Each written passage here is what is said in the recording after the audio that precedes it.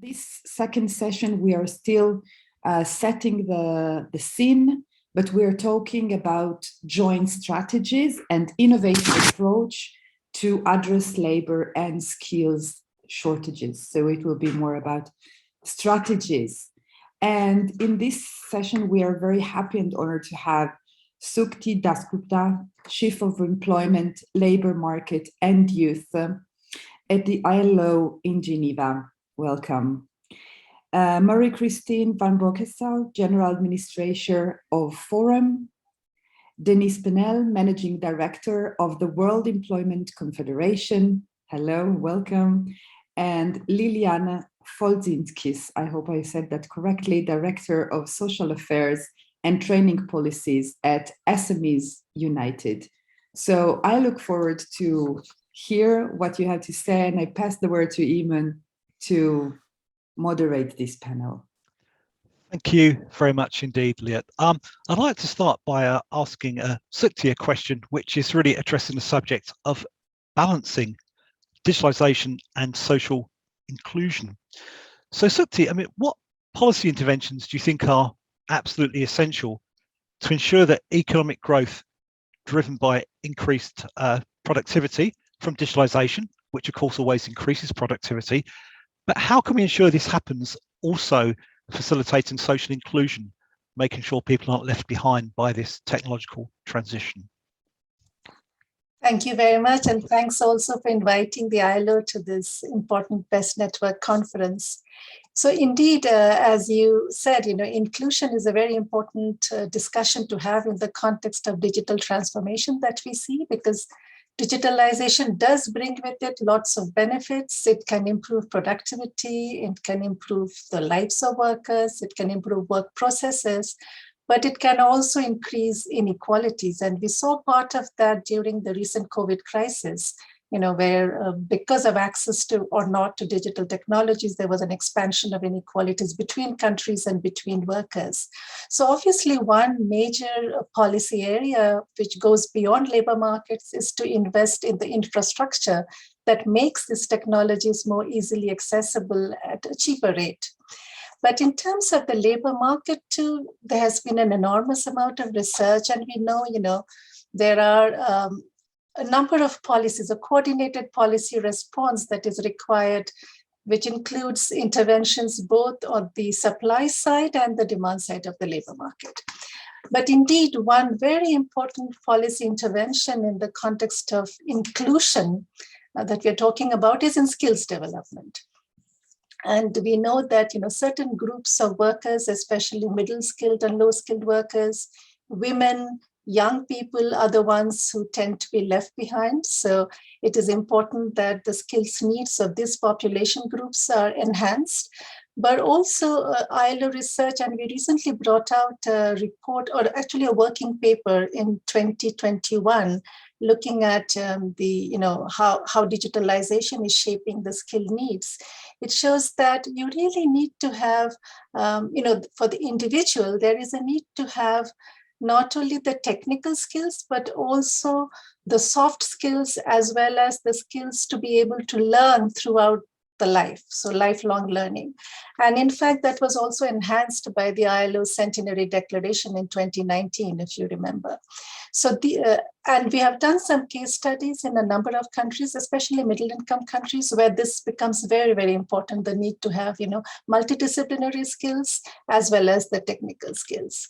And so there are issues about, incorporating this kind of learning culture at the school level, at primary education, secondary education, but also some of the research that we have done shows that those workers who undergo TVET training, in the TVET system, are more likely to be those who lose their jobs. So there's a need to adapt the whole TVET system to the digital transformation that we are witnessing.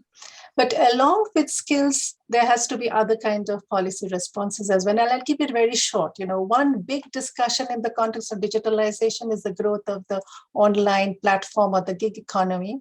And we know that it brings jobs, but it also brings with its challenges. And some of these have also kind of, worked as online platforms matching jobs to employers or workers to employers. But there is an important discussion around regulation that needs to be happening in this context. So that's very important, not only regulation of the online platforms, but also how to ensure social protection of workers if you're really talking of inclusion, especially of young people. And along with that, the need to have macroeconomic and sectoral policies that create the jobs, the social dialogue that is needed by various stakeholders in the labor market to come together and to really come to solutions for the challenges that we face, and a very coordinated policy response. I will stop here, and perhaps we can come in later again. Thank you. Thank you very much, Sukti. If I could now bring in Marie-Kristine, if I may. We've discussed already, Marie-Kristine, there's two kind of particular issues being faced by public employment services. There are bottlenecks in a number of sectors, such as, and also there are issues with long-term shortages in sectors such as construction. What do you think the role of the PES partnership should be in developing a strategy which can deal with these problems, so addressing both immediate needs but also longer-term shortages in certain sectors? How can we balance those two issues? Thank you, Eamon. Good morning, everybody. To start with, I think that we all agree now, having heard our colleagues in the first panel, to consider that labor shortages have become endemic, having lasted for more than decades, 2-3 decades, and universal, since also after Europe, but also United States, Japan, China are affected. Second, can we all agree on the fact that this phenomenon is multi-causal? And so as a PES, of course, we have a responsibility in finding solutions, mainly about training and matching, and I come to it illustrating with the construction sector. But our strategy as PES is to involve and to empower all the stakeholders of the labor market, because there are several solutions and they must be combined. And so we have to work as partners. As far as our PES is concerned, we decided then to have a particular partnership, signing an agreement with the 6 main sectors in Wallonia. First one, constructions, but also manufacturing industry, food processing, biologistics, chemistry, etc., etc. And what do you find in these agreements? First, we have to promote all together the different occupations or professions that are heavily affected by the labor shortages. In Wallonia, for instance, we have a list of 126 professions deemed critical. Promotion is important because we have to fight against stereotypes. And these stereotypes explain, for some part of them, the fact that even our adult training centers, because may I mention that in Wallonia, our PES is also a public training service. So we have more than 60 centers. We work also with public and private operators.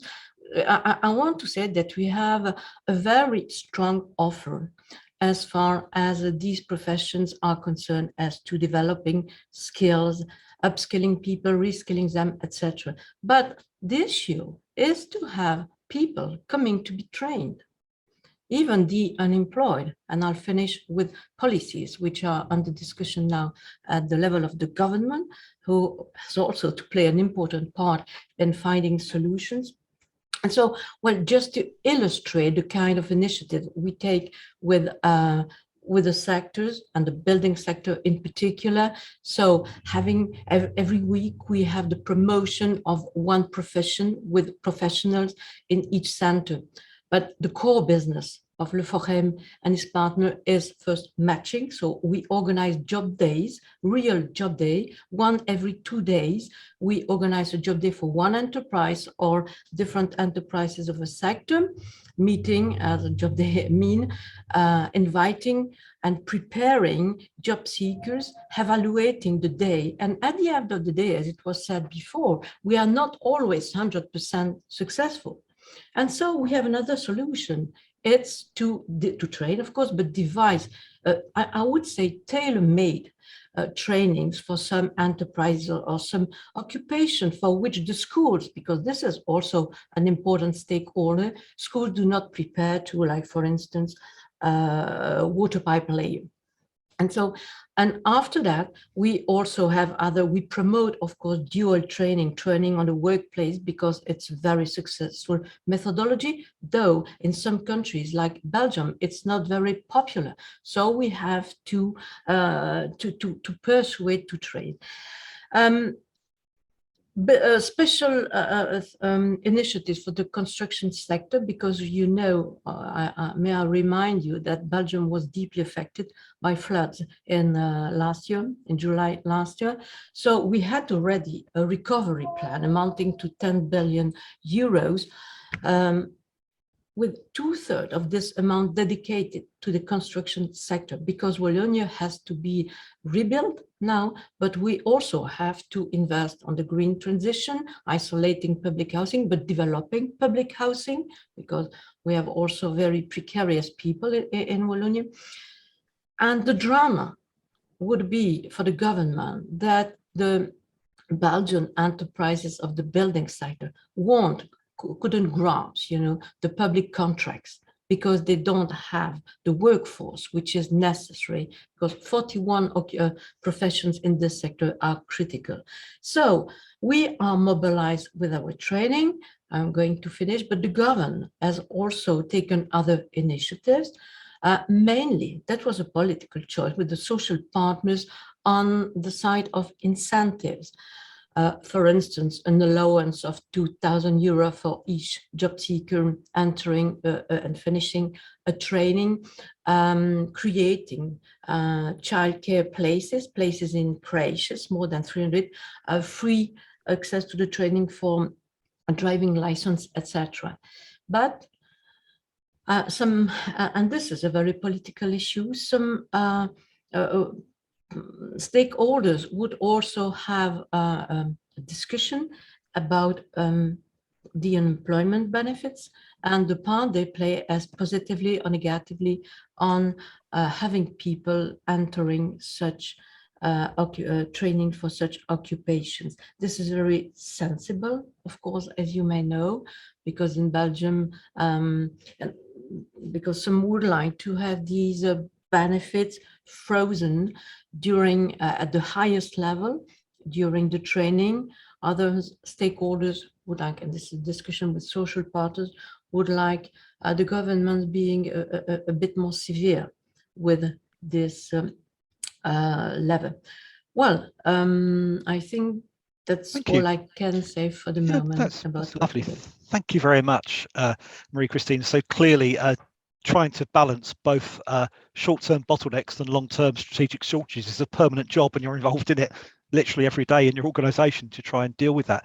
If I could bring Denis in now, if I may.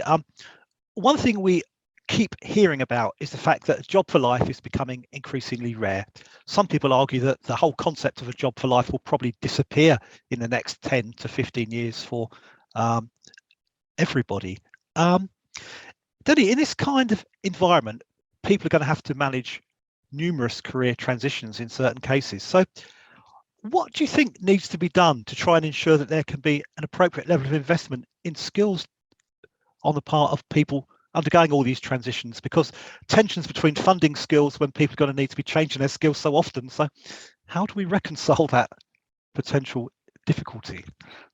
Thanks, Liliane, for the question. And of course, just to let me know, let me say that I will be speaking, of course, on behalf of the private employment services. Yeah. Big thank for the invitation. Again, it's very important to bring all the different, players in the labor markets to bring them together to try to solve this solution. I would like to make 3 points. The first one, answering your question. The first one is actually addressing the first part of your question, and whether jobs for life are indeed becoming rare. Yeah. Yes, that's a reality. We know job-to-job transitions are on the rise. Actually, it can be desirable for many people. And we have all learned the stories of people being dismissed after 20 or 30 years, working in the same company. And when they come back to the labor market, their skills are completely outdated and they cannot find a new position. And I think indeed job-to-job transitions are really good to learn new experience, new skills, new working environment, new tools. And this is what we call the learning on the job. And I think this is really important. And that's a point that is sometimes, under-evaluated or undervalued as a way to increase your skills. And for example, I think all of us during the COVID pandemic, we have all increased or digital skills, in terms of organizing a meeting via Zoom or Teams, So this is really important, and this is part of the solution. And of course, again, speaking on behalf of the industry I represent, and especially agency work, this is exactly what those people are doing. They are moving from one assignment to another one. They are moving from one user company to another one. They are moving from one sector to another one. So actually, they are increasing their skills just, on job-to-job transitions and working in different, sectors and companies. The second point, I would say that, yes, of course, we all agree that skilling and reskilling is essential. The question for me is how and what. And there, I would stress something that has been said before, is that the key role also for the social partners to play in facilitating access to skilling. And this is also what our industry, is doing. We have in 7 European countries what we call, bipartite sectoral training funds, really focusing purely on agency work. That means that we train on average, hundreds of thousands of people every year. And I think the specificity of this sectoral bipartite fund is that all the training schemes they deliver are very much demand-driven. So we know exactly where the needs are, what are the skills that we need to develop, because we have good relationship also with the company side. And the private employment services industry in Europe, bring together around 200,000 branches. So we are very close to the local labor markets. We have close to 4 million HR consultants working. So we can really deliver, training schemes that are really expecting, or matching the demand from the companies. And my last point would be that, of course, it's good to provide, short-term answers to these shortages of labor, but we need also to better anticipate indeed the skills and the competencies that will be needed. And on that one, I think we need to be a bit more proactive in terms of activation of people. We know the activation of job seekers, helping them to find a new job, which is very important. But I think on top of that, we need also to look at the people already in the labor market, having a job, and to make sure that their skills are being maintained and they are prepared for the next job transition. And this is also what we can do as an industry. The agency work has, is using, for instance, the idle time between 2 temporary assignments for training the agency workers. But we even go beyond that. I think in France, there had been a very interesting new collective labor agreement being signed by the industry to develop what we call la gestion prévisionnelle des emplois et des carrières. So really trying to anticipate what will be the next move for agency workers, to prepare them not for the next assignment, but maybe for the next assignment in 6 months' time or 1 year time, as a way indeed to better prepare them. So to summarize, do not forget learning on the job, very important. But then there is, of course, a prerequisite, which is the need to recognize and to certify also the skills being learned, on the job. I will get back to that one maybe later on. Then, of course, to make sure that social partners are involved and that we deliver demand-driven training schemes. And yeah, be also becoming a bit more proactive in terms of activation. So it's not only activation, it's proactive activation. Thank you. Thank you very much, Denis. So responding to labour market information and ensuring that people understand their own responsibility for keeping their skills up to date, both very important indeed. Thank you. Liliane, if I may bring you now into the discussion. Clearly, in terms of the number of employers around Europe who are from small and medium-sized enterprises, by volume, you are perhaps the most important sector overall in terms of the supply of jobs that you provide. From your kind of members' perspective, what do you think they need from other organisations to help them overcome their recruitment difficulties? So what do the small and medium employers need, or perhaps some of the craft sector are now who you represent as well? What do these employers need to kind of overcome these labour shortages and skill shortages we're hearing so much about? Thank you very much. Do you hear me? Perfectly, yes. Very good. Let me say, first of all, good morning to everyone. It has been really a highly interesting discussion already before us. And thank you also for the invitation to the PES Network and to Johannes Kopf. As has been said already, but I need really to repeat it, the labor and skill shortage is a tough reality for SMEs already.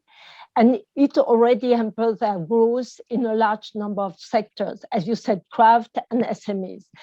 When we are talking about the relationship with the public employment services as well and private one, the need there, I must say the key topic is really, and it was said this morning by Johannes Kopf, partnerships and cooperation.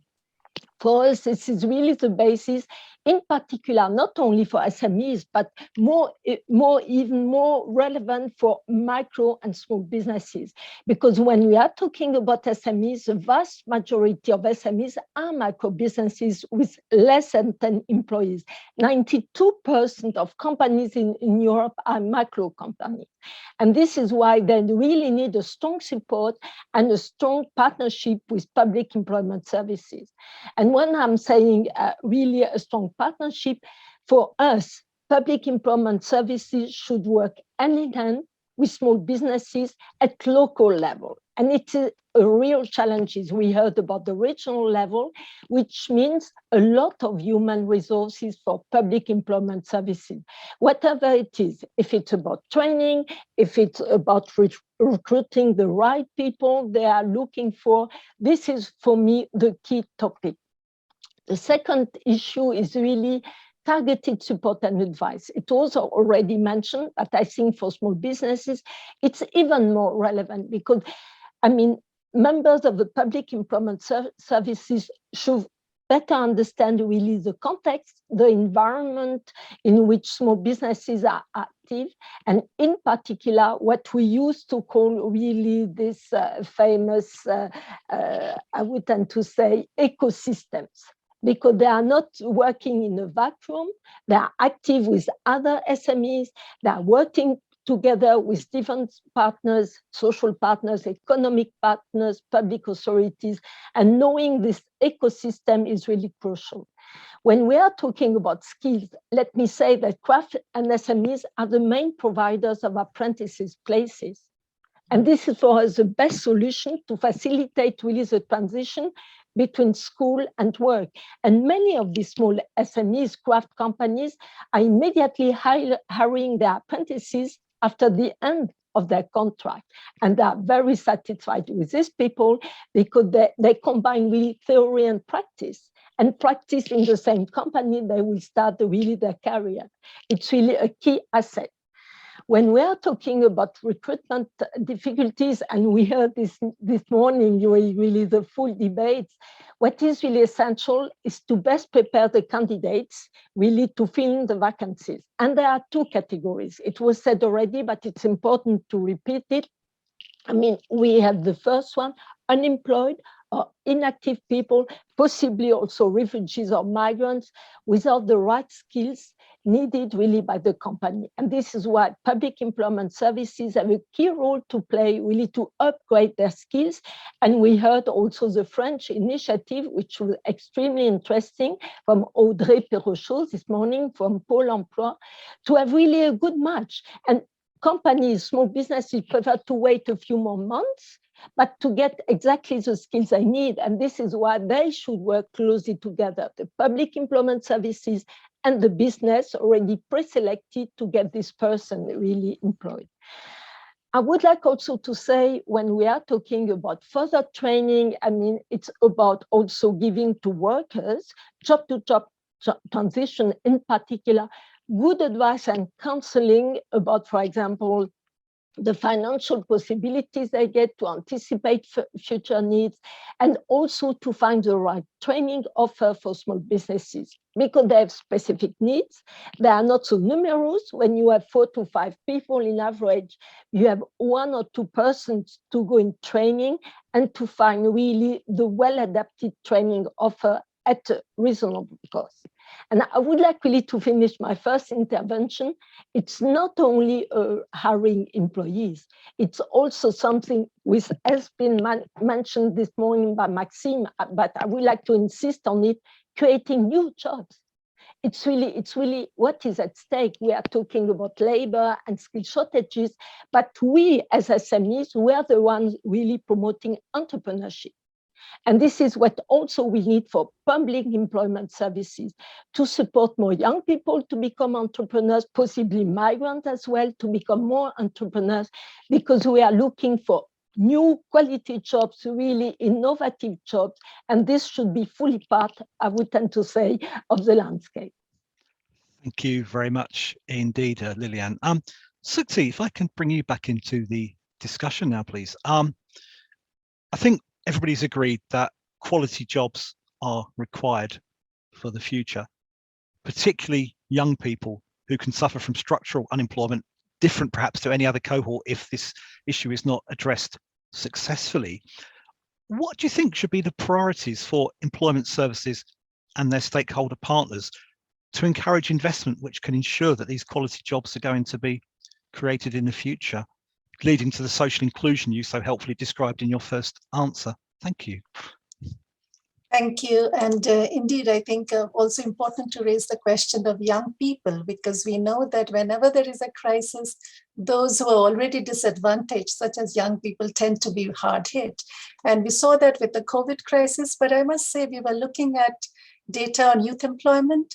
And in Europe, it seems that the youth employment situation has already kind of recovered to the pre-crisis levels. And that is largely because we believe that the lessons learned from the last crisis, the financial crisis, were used very proactively in the context of European active labor market policies and public employment services through the various initiatives, employment guarantees, etc., youth guarantees, etc., which have paid off.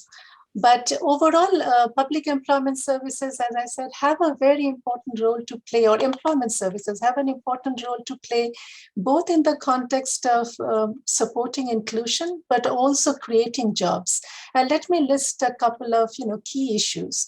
First and foremost, I think there is a very important role for action in research and analysis in terms of, providing key information on what are the skills anticipations because of technologies, but otherwise, what are the new sectors, occupations, what are the needs of employers. So there is this role of research and analysis, which can definitely be strengthened and support job creation. But also there is a very important role for employment services to play as career guidance partners of job seekers, including those who are not actively in the labor market, such as not in employment, education, and training, young people, to help them navigate, the changes that are happening in the labor market, the mega trends, including digitalization, by customizing the services to the needs and aspirations of the young job seekers. So there is also a question here of strengthening the link between education and work, as colleagues before me have already pointed out, and supporting young people in the school to work transition, including through apprenticeships, through internships. But, there is a very important role that employment services can play. And then the other side, again, as was already mentioned, how important it is for employment services to tailor their services to employers in their search for talent, whether small enterprises, large enterprises. And in this context, let me mention a recent ILO report, a very recent, brand new ILO technology adoption in public employment services, catching up with the future. It was a global survey that we did along with the World Association of Public Employment Services between May and October of 2020, when COVID was at its height, to see how were public employment services adapting. And very interesting findings. I would recommend all of you to have a look at this report. Just to say in a nutshell, while most of the public employment services provide basic services to employers, such as registration, recruitment fairs, pre-selection of candidates, the surveys seem to point that more effort is needed in terms of providing incentives to hire, which will create jobs. 59% said so. Developing employer-centered web portals, organizing recruitment for employers through fairs or otherwise. Also, recruitment and HR advice that was provided by 76% of the PES showed that this could also be enhanced and is indeed a growing trend in this area. But the other aspect in the functions that employment services play is that majority of them cited their challenges with the technological change and the management that requires, in managing this technological change in terms of the drivers of innovation, both from the context of clients as well as the staff in the public employment services. And finally, just to end, there is employment services play a key role. I mean, we all know that. And there is a need to continue to strengthen their capacity to adapt themselves both internally as well as to the changing labor market situation in the context of increasing fiscal consolidation, which might affect some of the public employment services, but also in frequently changing demands of clients. At this time of digital transformation, there are changing skill needs, there are changing needs of the clients of public employment services. And to adapt to this continuous change, there has to be, strengthening coordination and collaboration of the different actors, such as this, through social dialogue, bringing in all the different stakeholders is of extreme importance. Thank you. Let me stop there. Over to you. Thank you very much, Sukti. Marie-Kristine, we've already had a little bit of a debate about whether this great resignation actually exists or not. And so perhaps we'll park that discussion for a moment. But I think everybody would agree that certain sectors have certainly been hit hard by Labour leaving them during the crisis. Hospitality is often quoted. Workers often left hospitality and have perhaps not gone back. So perhaps there's not been a great resignation, but there have perhaps been little resignations in certain areas at least.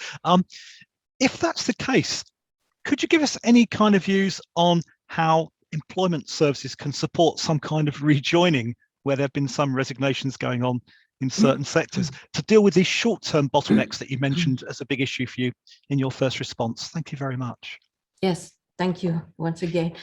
I would say to start first that the Forum, the PES in Wallonia is probably responsible for the big quit, what you call the big resignation, but not willingly. So let me explain what we did.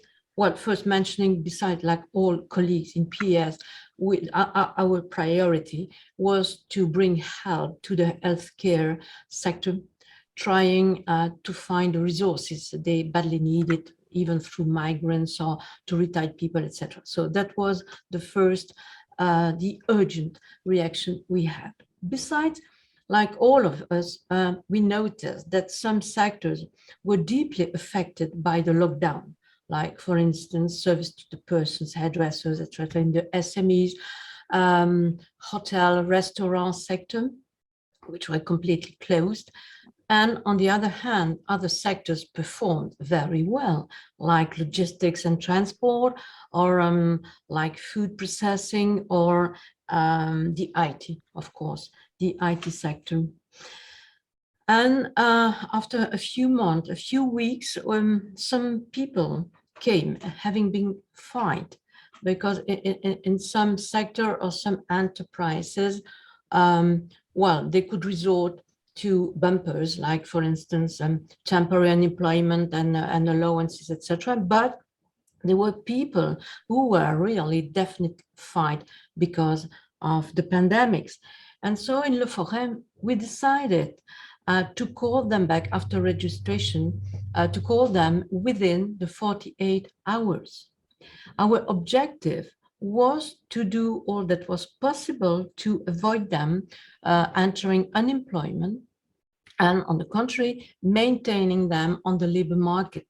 So each of them was, the employability was analyzed. And for people who were deemed very employable because of diploma, experience, etc., they were immediately faced with job offers in other sectors.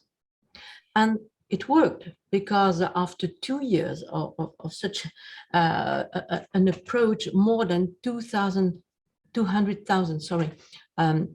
job seekers entered the dynamics, and 79% of them went back to work immediately. You know, so this is very successful. But as you say, the big quit again, when the aforesaid sectors open again, like for instance restaurants, bars, etc., many employers, SMEs, had much difficulty to find back their employees. And so here again, Le Forum put forward another of his, I would say, core business, favorite mission, matching. And we organized the famous job days I mentioned before, beginning of July last year. And for the moment, it's still, we play it again. We have a series of 10 job days specific to hotel, bars, and restaurants to find back. But that's the labor market, like, as we like it, you know, dynamic, flexible, people enter, leave, come back. And hey, probably that the employees who have left the sector won't come back to it again, but there are new entering people who are interested. So as I said before, bottlenecks is a real, accurate issue, but don't be too pessimistic, and let's try to find solutions, as I may say, in partnerships, and be inspired by such initiatives and experiences that the PES are able to put forward. Thank you very much indeed, Marie-Kristine. Denis, in your first intervention, you mentioned that there needs to be a balance struck between people receiving support and people also taking responsibility for some of their own kind of upskilling and reskilling to keep attachment to the labour market. Given these very frequent career transitions that you described earlier, are there any kind of a few particular priority actions you think that should be taken by support organisations to help people manage their transitions? And then perhaps as a follow-up, have you any views on how the public-private partnerships can be involved in providing this particular support? Thank you. Yeah, thanks, Webb. I would like to make a point that is sometimes, completely missed. It is the fact that first and foremost, maybe we should make the most of existing skills and competencies, that are already within organizations. As some of those skills sometimes are unknown, even by their own employers, or they are overlooked, and back to my previous intervention, that's why I already mentioned the importance of skills assessment, skills certification, but also recognition of prior learning, Don't underestimate your own workforce, and indeed spend some time to know your workforce and to really have a full, mapping of the different skills that you have within your own company or organization. I think that's really important. And for me, this is where there could be a better cooperation between public and private employment services, sharing, the task of indeed doing some skills assessment, skills certification. As you know, resumes in the future will look like much more like a collection of stamps, of skills that people have, rather than the list of degrees or past experience. So it would be good to work together on this topic. I was very happy to hear earlier today during the scope mentioning the need for cooperation between all players in the ecosystem. To be honest, we have some very good experience from the private employment services of cooperation with public employment services in many countries in Europe, like France, Italy, Ireland, Netherlands. But in some other countries, sometimes we are still seen as, you know, competitors more than partners, and that's why I would really call, you know, the PES network to walk the talk and to really engage with us and to see how we can even strengthen the cooperation and working together to address shortages of labor and skills. And then the last point I would like to make is really about the need indeed to provide career guidance to the workers. Even though you are willing to follow training course, sometimes it's very difficult to identify, you know, which one you should follow, which one is really, you know, meant for you. How does that work?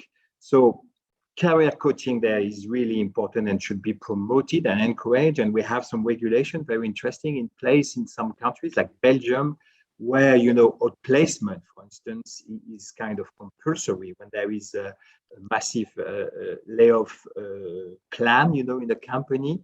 So to make sure that the people are being, you know, assisted and they get, you know, support and they are provided with some career guidance and management to support them. Absolutely, I think that's really key. And there again, this is where cooperation between public and private services can work very well. Thank you very much, Denis.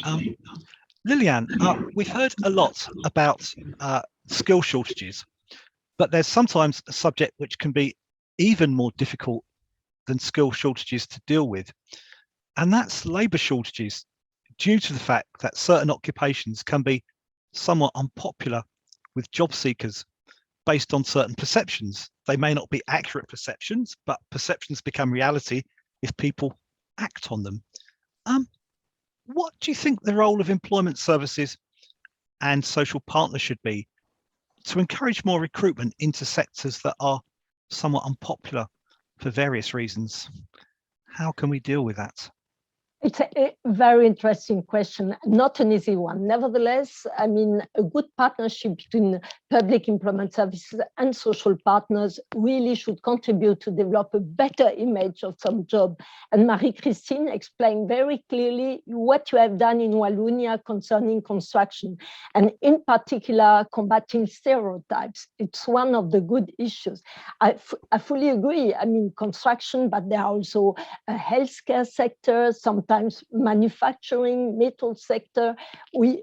These really jobs are lacking really, or are lacking attractiveness, and sometimes, unfortunately, are not so popular.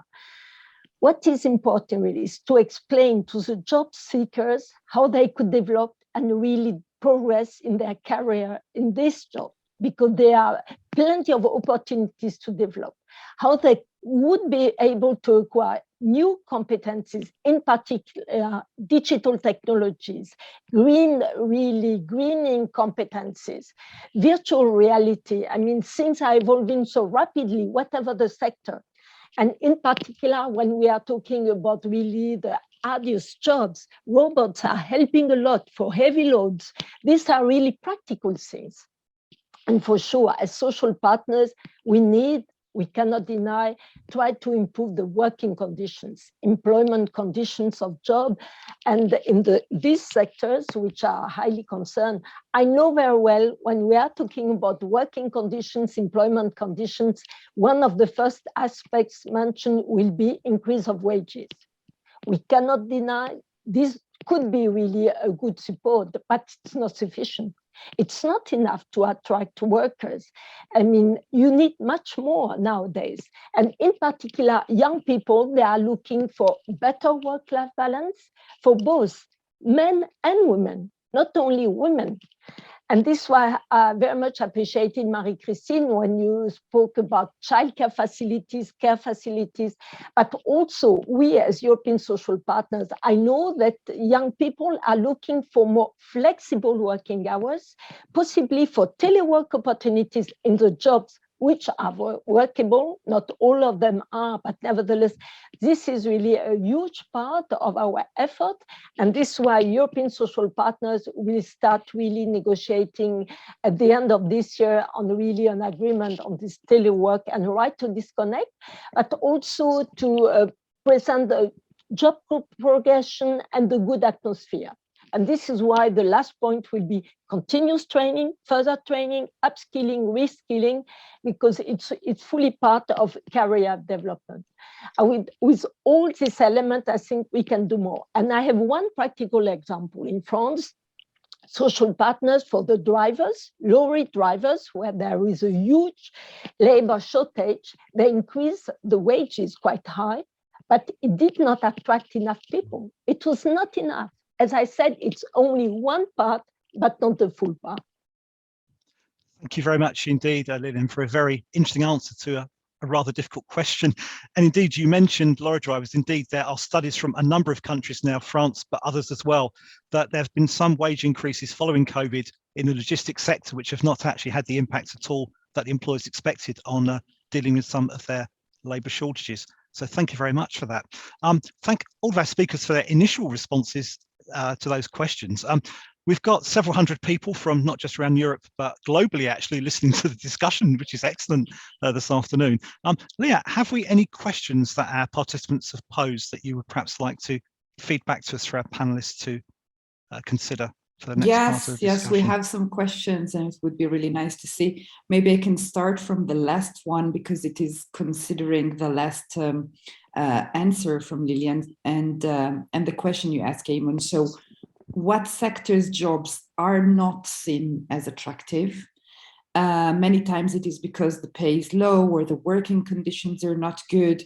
If these are good, will these jobs become attractive? Will this make the change? So I think it's a really good question to understanding the attractiveness. Then I have a question regarding comment by Denis that is about anticipations. And to anticipate transitions in jobs and then to offer training, for example, for people that are in the job market. But for example, we could have seen in COVID times, teachers never thought that they needed digital skills. And then with the crisis, they very quickly needed to learn this. But how do you do this without a crisis? So how do you overcome the resistance to change in training? And I'll throw just a third one there. That is, what is your opinion on automated and remote services, remote employment services, in the context of local cooperation between public employment services and employers? How does this influence the cooperation and the adaptation of services? Okay, thank you very much. So if I could perhaps start with the first question. We've heard lots of quite innovative potential solutions to overcoming this unattractiveness issue. But I think the question was really that if we do all of these things, which seem to be very good practice, of itself, will that actually resolve the problem? Or is there something else that perhaps nobody's realised why yet? Sukti, could I bring you in first, please? Do you think the kind of measures that have been discussed, will they in themselves be enough? Or will there be sectors that will remain unattractive for other reasons we haven't touched on so far in our discussion? This is a very interesting question, and I'm not sure that we'll be able to do justice to this in the few minutes we have got. But indeed, attractiveness of a sector or a job depends on many dimensions, and one of it is, of course, wages that was discussed, I think, by one of the presenters. The working conditions, the access to social protection, but also the job satisfaction per se, what you're doing, how dynamic do you feel, how well do you think it relates to the skills you have. So the the matching and the lack of mismatch is also very important. So while there are certain sectors which are more appreciated, largely because of the wages, the working conditions, the formality, social protection associated with it. And actually, they can cut across the so-called I6 sectors that you have in the labor statistics. They can relate to, for example, in the care sector, we see that there are certain jobs which are, have all these elements, and there are some jobs which don't. I think it's not a sectoral issue. It's also maybe a job, task, or occupational issue. But at the end of the day, the question is whether or not that particular job is decent. So whether or not it has decent wages, working conditions, access to social protection, stability. And let me just say one point over here, that we did a survey of young people. This was prior to COVID. In order to see, what young people aspire to, what kind of jobs they aspire to, because we all know that young people are far more dynamic, and this idea of 9-to-5 job over a lifetime is no longer applicable to young people. So what is it that they are looking for? And it was very interesting that young people of the cohort of 24 to 29, not the youngest, not the 15 to 24, but the 24 to 29, are indeed looking for jobs that match their skills, etc. But they're also looking for jobs which bring them some kind of stability. So this idea of, job hopping, it doesn't matter, security is no longer important, is perhaps not entirely true. So let me stop there. Thank you. Thank you very much. Denis, please, do you have any kind of perspectives on this particular issue? Will these changes that have been suggested make these occupations attractive, or will there be an ongoing problem that will still not be resolved? Yeah, well, I think on the attractiveness of some jobs, I fully agree. That this is related to working conditions, to pay. That's an issue. But there is another one, which is about the image of these jobs. And I think this is something we still have to work. Is how do you educate children about work?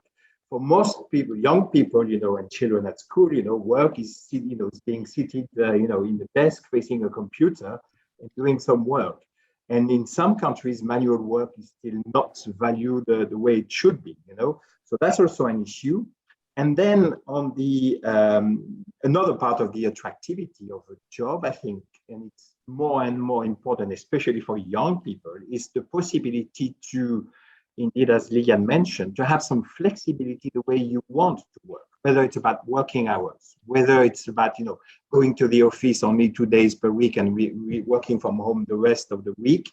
But this is also something that is getting more and more important, to have the flexibility and the autonomy to organize your own work. So to regain some control about the way you work and your work is being organized, I think that's also a way to better attract some people to some positions.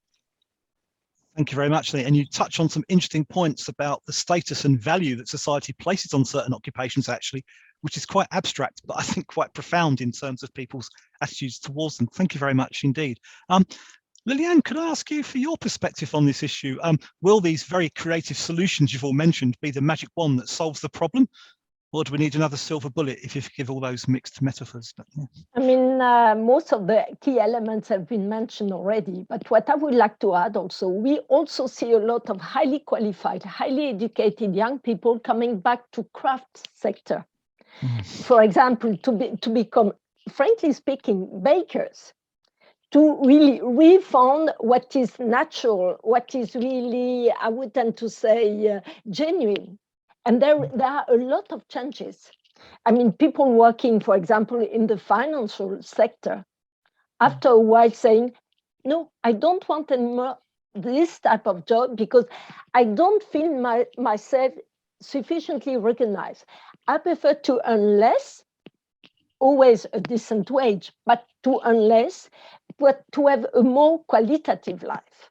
Yeah. And this is what it's about I would tend to say, for the young people. After a certain number of experience, really, they are looking about the quality, the content of their job and the sense of their job. And this is always a good balance to reach between working conditions, but also the autonomy, the sense, the quality of their jobs. Thank you very much indeed. I understand that many craft sectors do experience quite high levels of satisfaction on the part of the workers in them for the reasons exactly as you described. So thank you for that. It's about creativity. It's really bringing something in which is new. Thank you.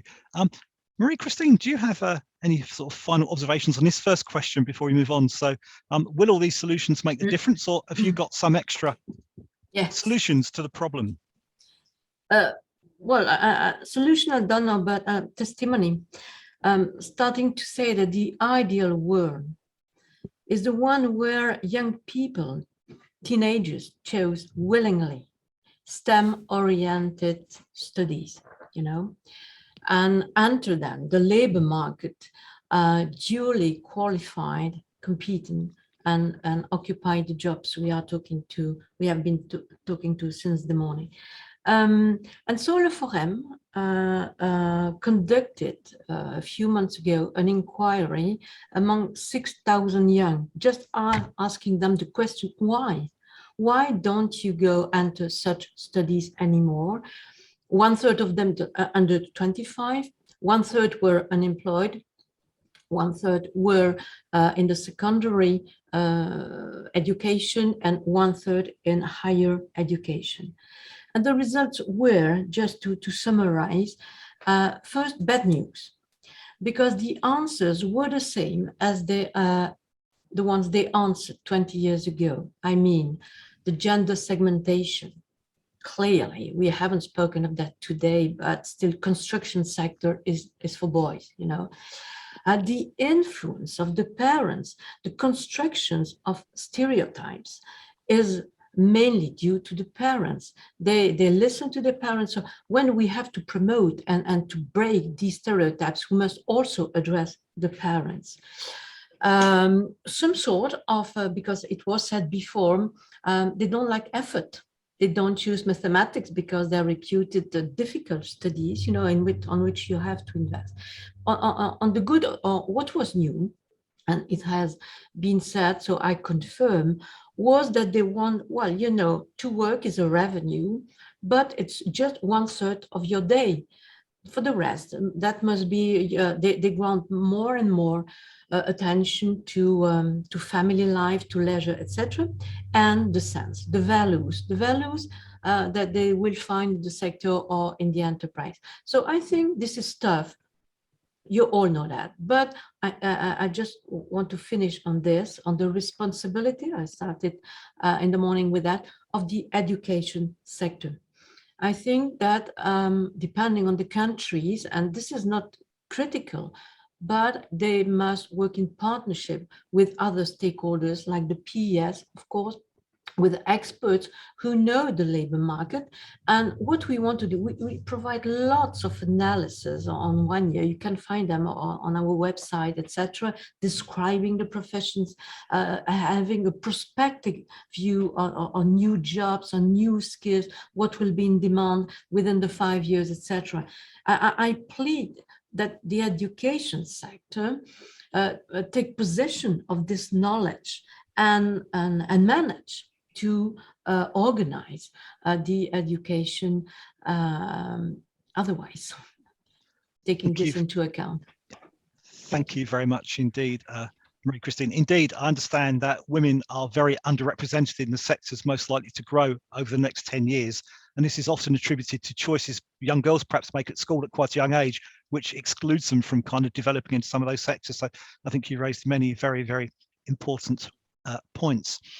If I could now move on to the second question, which Liliane selected for us from our conference participants, about this resistance to change. I think the psychologists will argue that there's a denial which goes on for everybody some of the time, and some people more often than others. And I think there are a group of hardcore deniers who think that there's predictions are useless for trying to work out what's happening in the future. And they're probably the people who will not actually adapt until they're absolutely forced to. But perhaps, Sukti, can you think how we can address this issue of people who just think it's never going to happen to me, so I don't need to do anything to upskill myself because my job will be the same for the next 30 years? Can we positively challenge to help people avoid falling into precarious situations? Yes, another tough question.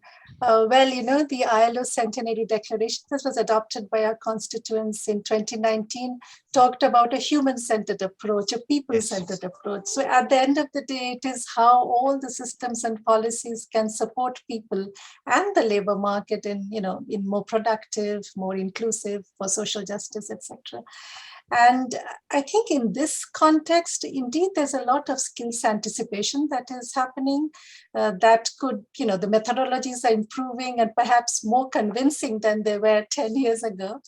But at the same time, I think one thing is for sure that in today's context, what we need is lifelong learning. there is no one set of learning that will help all of us. We have to continuously learn, but at the same time, we have to learn how to learn. And the state plays a role in that as well. So I think, let me stop here, but, perhaps this can be a convincing argument for all of us. Thank you. Thank you. I think learning how to learn could be a very interesting and important subject for a whole conference, actually, because that touches on a fundamental issue. So thank you very much.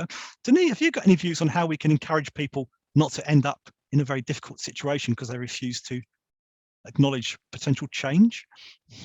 Yeah, just to pick up on the last comment, fully agree. And, in the 1980s, 1990s, the key word was about employability. How do you maintain your employability? Nowadays, the key word is indeed about learnability. What's your capacity to keep on learning? I think that's a very good point. And then when it comes to resistance to change, as you know, the Anglo-Saxon likes to say that don't waste a good crisis, And I think this is what we have seen over the last 2 years. And to be honest, both from the workers' side and from the company side, the changes that has been embraced, it's amazing, almost overnight, companies had to turn digital, and provide digital solutions to their workers. The workers have to adapt also working from home. And we have seen actually a high level of adaptability, including in the education world. Teachers indeed also had to move from, going to the classes and then doing online courses. So quite impressive. But still, I recognize this reluctance to training, especially for the low-skilled workers and the less educated and the less well-trained people. And this is a vicious circle. And we know that training usually goes to the people already highly skilled, used to increase their skills and having some appetite for skilling. So we really need to focus our attention on those other people, the lower skilled workers. And for that one, we need to come up with some creative solutions. I think was already mentioned, virtual reality, for instance. That's the way to educate people not willing to go back to the classroom, to get some learning. We even have the gaming side, so learning by playing. So that's also very interesting, especially for young people. Once again, on-demand online training courses also can be very useful. But clearly, especially if you look at, early school leavers, and then you ask them to go back to the classroom to learn. It doesn't work because these people have, for them, learning means failure. So we need to come up with some innovative solutions, usually IT oriented, so in order to redevelop some appetite for people to get skilled. Thank you very much indeed. Liliane, do you have any perspectives on how we can overcome resistance to change, perhaps looking at, your sectors that your organization represents? Absolutely. Practically, what we see the best approach is really on-the-job learning, because people want to learn what they will immediately use. And this is why it's so relevant, not to have too much theory, not to go back at school. In a way, this is the way they see it, but really to learn on the job, to be able to develop on the job. And this is exactly what vocational education and training, particularly continuous VET, should really bring to these people. I mean, the most difficult to reach, the most ready to accept further training. And this is a difficult point because it should be human-centered, it should be flexible enough. And there is really a new initiative at European level called micro-credentials, together with the individual learning accounts, a current recommendation, which we very much appreciate in small businesses, very much used by small businesses, because these micro-credentials are well targeted, are flexible enough, adapted to the reality on the job, and are really the type of further training which really should help this type of people, really well suited, well targeted to each person, and well individualized. Because this is all about, as I said, the majority of SMEs are micro companies with very few people, and therefore they need really a targeted approach for further training. And this is part, according to me, to the solution. And the last point, possibly human-centered, flexible vet is exactly what we are all the time encouraging in the member states, really to adapt to each individual. Thank you very much indeed, Liliane. Marie-Kristine, perhaps to sort of finalise this particular question, and you're probably in a very good position to be doing so, given that your organisation is dealing every day with people who were perhaps very resistant to change and did not realise they would become one of your customers at one stage. So what do you think we can do to try and encourage people to avoid falling into this trap of not having the skills to be able to have a successful transition? Three points, if I may say. First, as a public service for employment, I think that we must once again work in a strong collaboration with the social partners from a sectoral point of view, and try to help them anticipate restructuration because of a loss of skills and competencies, you know, and we can do so. I mentioned just before that we conduct analysis, you know, on the labor market constantly. We try to know how to show how the labor market evolves, you know, so provide knowledge to the social partners to avoid, as far as possible, to have difficulties in the enterprise. Second, of course, it has been said, lifelong learning is more needed than ever for the worker himself, for the company, for the enterprise as well.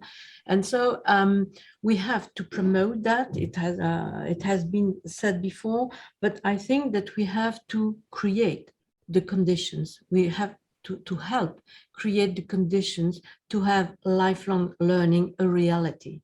I mean, first, so question of policies, creating the rights. In Belgium, for instance, we have now, it's nearly voted, so allow creating 5 days a year where the worker can must or can or must, can be trained. We are at the Walloon region, the government is reforming the incentives to training.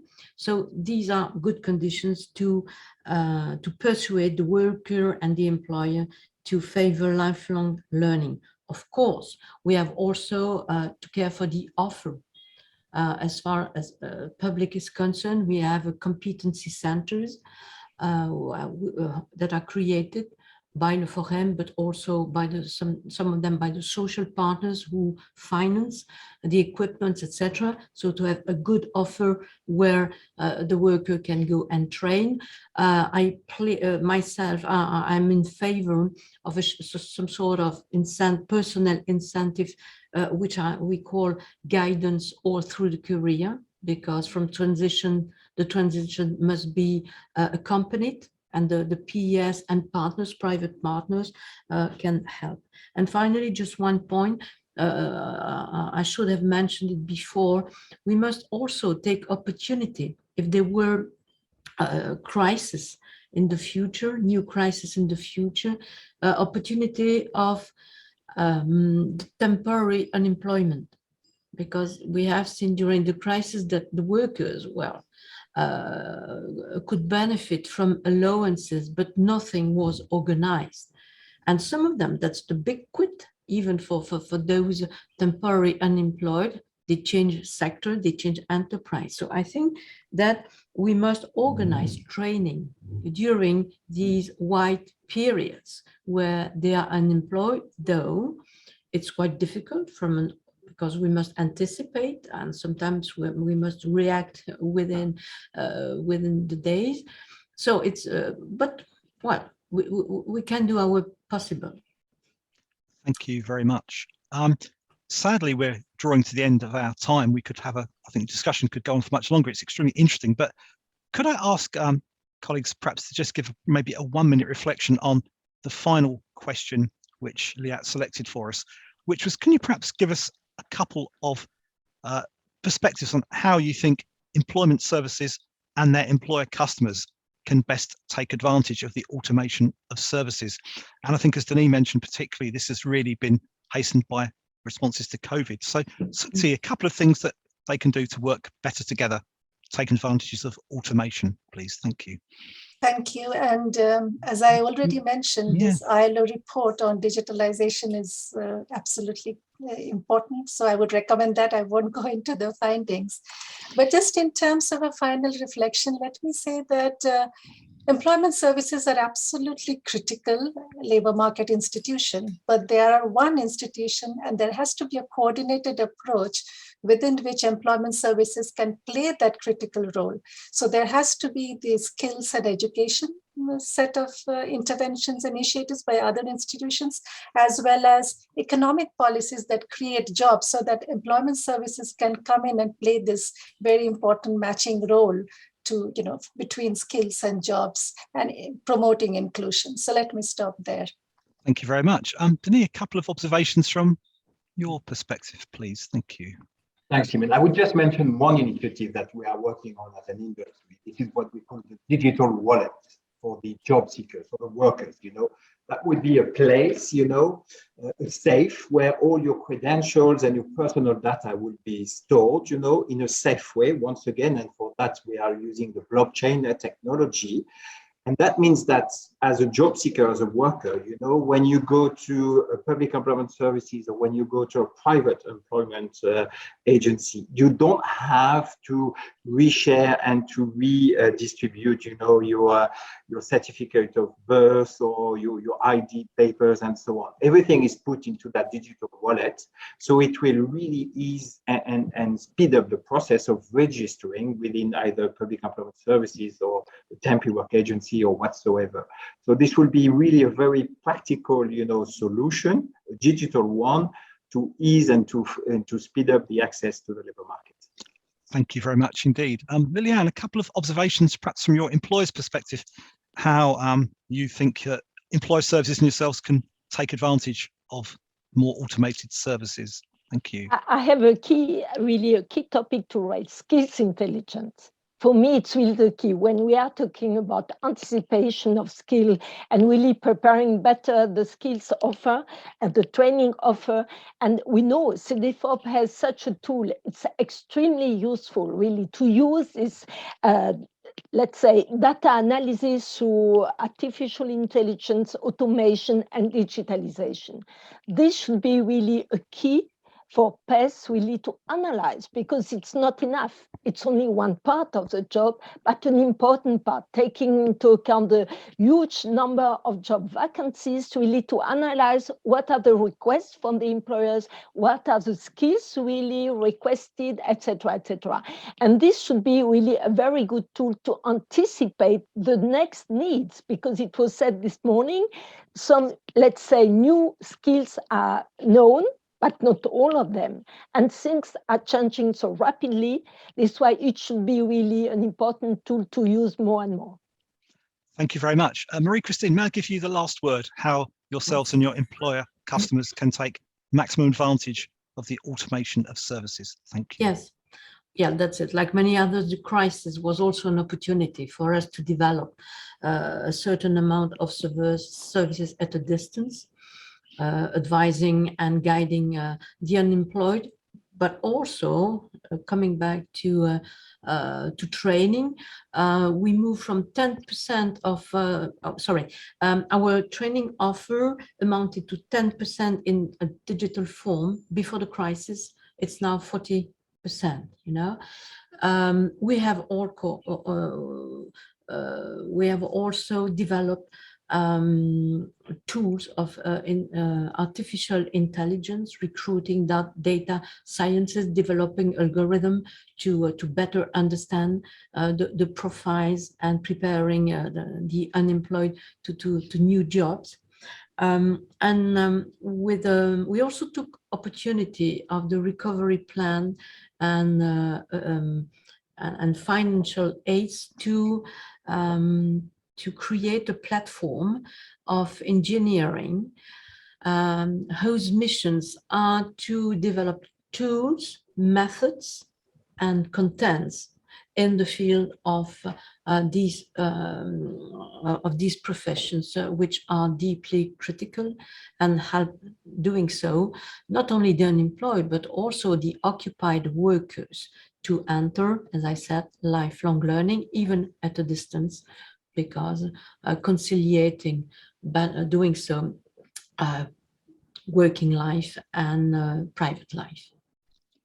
Thank you very much indeed. And I'd like to thank all of our panelists for their very insightful and interesting responses to the questions. Thank you very much. I'll now hand back to Liliane, who will let us know what's happening this afternoon after the lunch break. Thank you, Liliane. Thank you very much. And you should know that the audience has many questions and they are in the Slido. I will not go into them, but maybe I can give you an overview of the topic. So how regulations of the labor market can influence job-to-job transitions, for example, or what about talented of refugees coming from third countries with a reference to the Talent Beyond Boundaries catalog. And then finally, Cynthia Harrison had two questions, both very interesting, but I do want to read one out without us answering, but I think she gives us a really nice term to use. So where do we draw the line? Adapt to change, but offer security to workers, so they are not preoccupied with contracts, job security, rights, so people can free their minds. So can we call this flexicurity? So I think this is the kind of term that we can further use. Thank you very much, all of you.